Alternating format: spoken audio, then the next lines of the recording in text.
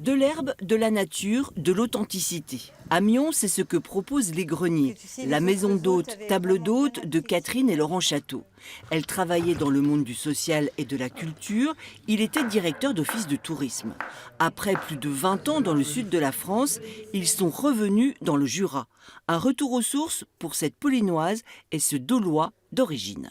Et qu'est-ce que tu vas mettre comme boisson du coup Je vais mettre du vin de pupillen, du vin rouge. D'accord. Leur credo, les circuits courts et le bio. Ils s'approvisionnent au plus près avec des producteurs locaux de fruits, de légumes, de miel ou même de savon.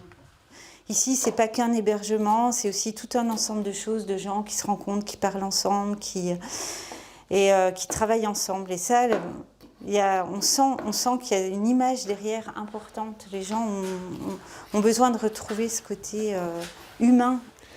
Ils viennent chercher du calme, ils viennent chercher de la nature, ils viennent chercher du vrai, du réel. On fait tout pour proposer des choses d'ici, qu'on achète ici, et ça nous paraît important. Donc dans ce sens-là, on participe au développement local. Ils exposent déjà des œuvres d'art dans leur maison. Ils ont le projet de devenir un lieu culturel dans ce village de 200 habitants, avec au programme expos, concerts et théâtre.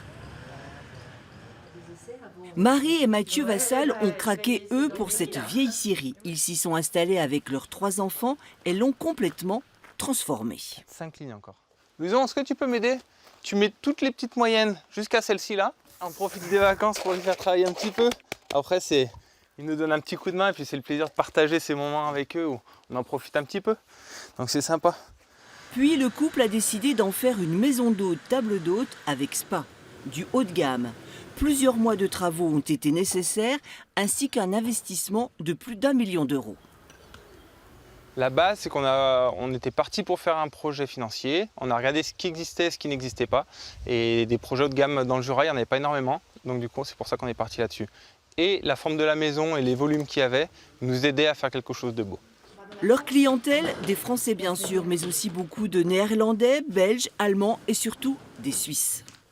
Je pense qu'ils viennent chercher un lieu déjà, un lieu qui leur plaît, qui les interpelle.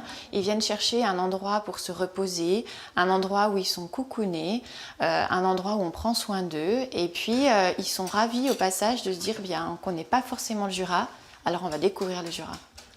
Le massif du Jura digne d'intérêt? Oui, bien sûr. La preuve, Marie et Mathieu Château sont originaires des Alpes et pour implanter leur activité professionnelle et pour y vivre, ils ont choisi Salins-les-Bains.